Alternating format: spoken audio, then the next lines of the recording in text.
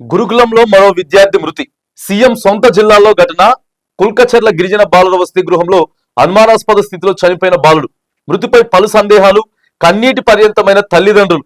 Parigi hospital దగ్గర పోలీసుల భారీ బందోబస్తు. గురుకులాలల్లో విద్యార్థులు చనిపోయేది కంటిన్యూ ప్రాసెస్. ప్రతి నెల ఏదో ఒక దగ్గర, సంవత్సరం అయిపోయింది ప్రభుత్వం వచ్చి, ఎక్కడో ఒక దగ్గర ఫుడ్ పాయిజన్లు అయితే ఉన్నాయి. ఇగో ఇక్కడ చూడండి, విద్యార్థి రాత్రి పూట పడుకున్నాడంట, పొద్దుగా లేచేసరికి అనుమానాస్పదంగా చనిపోయాడు. ఏం జరిగింది మరి అక్కడ? ఆ హాస్టల్ వాటిని ఏం బాధ్యత తీసుకుంటున్నాడు? ఏం జరుగుతున్నది అర్థం కాదు. మొత్తం అసలంతా భయాందోళనకు గురైతా ఉన్నారు.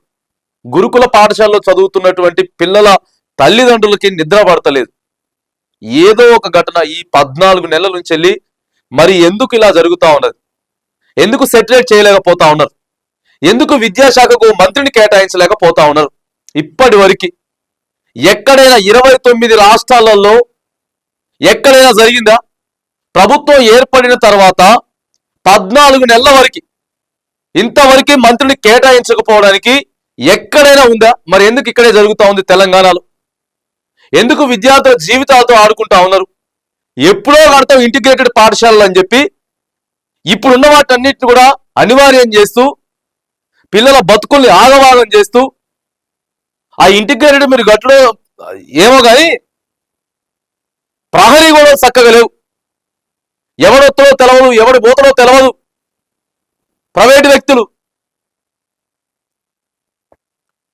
ఫుడ్ పాయిజన్, ఇద్దరు విద్యార్థులకు అస్వస్థత. నాగర్ కర్నూలు జిల్లా తెలకపల్లిలో ఘటన. హాస్పిటల్లో చికిత్స పొందుతున్నటువంటి స్టూడెంట్స్. చూడండి, ఇక్కడ ఫుడ్ పాయిజన్ అయింది.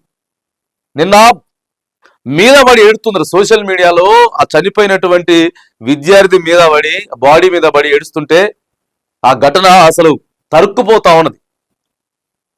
తరుక్కుపోతున్నటువంటి సంఘటన ఉన్నది. ఇక ఈ తిండి మేము తినలేం, తెలంగాణ హైదరాబాద్ ఈ తిండి తినలేమంటూ అన్నం గిన్నెతో విద్యార్థులు నడి రోడ్డు పైన ధర్నాకు దిగారు. నగరంలోని దిల్సుఖ్ నగర్ పిఎన్టీ కాలనీలో ఉన్న బీసీ హాస్టల్లో దుస్థితి పరిస్థితి. ఇంకెన్ని రోజులు ఓపిక పడతారు? ఎన్ని రోజులు ఓపిక పడతారు చెప్పుర్రి? ఆ గిన్నె వాటికొచ్చి రోడ్డు మీద కూర్చొని దిల్సుఖ్ నగర్ లోనే సిటీలో ఏడో మారుమూల ప్రాంతం, గిరిజన ప్రాంతాల్లో, లేకపోతే అభివృద్ధికి దూరంగా ఉన్నటువంటి ప్రాంతాలలో కూడా కాదు అది. ఏదో సిటీలో దిల్సుఖ్ నగర్ బీసీ హాస్టల్లో గిన్నె పట్టుకొని వచ్చి రోడ్డు మీద కూర్చున్నారు. ఇంత దారుణమైనటువంటి సంఘటనలు జరుగుతున్నా నిమ్మకు నీరెత్తనట్లు.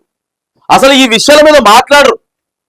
ఈ విషయాల మీద ఇంతవరకు స్పందించింది లేదు, ఏమి చేసింది లేదు. మరి దేనికోసం అండి బాబు?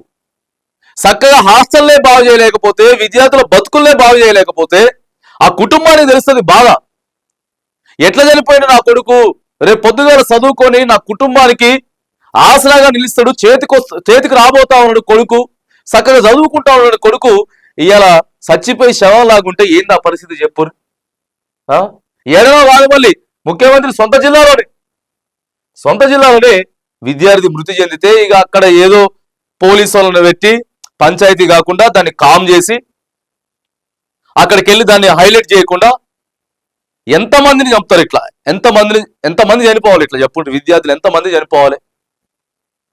అయినా కూడా మార్పు లేనటువంటి ప్రభుత్వం, చిత్తశుద్ధి లేనటువంటి ప్రభుత్వం. వేరే ఏమి ఇయ్యకు, నువ్వు అవసరం లేదు. 2500 మహిళలకు ఇవ్వాల్సిన అవసరం లేదు. నువ్వు స్కూటీలు ఇయ్యకు, తులం బంగారం ఇయ్యకు. మీ వల్ల కదా అవన్నీ ఇవ్వకండి. కనీసం ఇళ్ళకన్నా చక్కగా భోజనం పెట్టి అలా బాగోగులేంది సీసీ కెమెరాలు ఏర్పాటు చేసి ఏం జరుగుతా ఉంది కొంచెం పటిష్టమైన చేయరాదు. ఇది ఒకటో రెండో కాదండి. ఎందుకు మాట్లాడుతూ ఉన్నామనంటే ఒకటో రెండో కాదు, వరుస ఘటనలు. గురుకులాలు అంటే మంచి పేరుండేది. గురుకులాల్లో సీట్ వస్తే మంచిగా ఆనందపడేది ఆ ఊరు కూడా, ఆ గ్రామం ఆనందపడేది.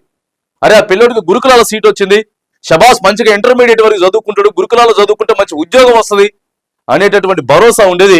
ఇలా గురుకులాలంటే భయపడేటటువంటి స్థితికి తీసుకొచ్చారు. గురుకులాలంటే నిద్రపోతలేరు తల్లిదండ్రులు, నిద్రపోతలేరు. ఇప్పటికైనా సరే కనువిప్పు కలుగుతుందా? లేకపోతే మాకు అవసరం లేదని చెప్పేసి ప్రభుత్వం అట్లనే ముద్దు నిద్రపోతుందా? గురుకుల విద్యార్థుల విషయంలో, ప్రభుత్వ హాస్టల్ విద్యార్థుల భవిష్యత్తు విషయంలో మరి ఇప్పటికైనా కళ్ళు తెరుస్తారా లేదా అనేది అర్థం కానటువంటి పరిస్థితి అగమ్య గోచరంగా మారిపోయింది.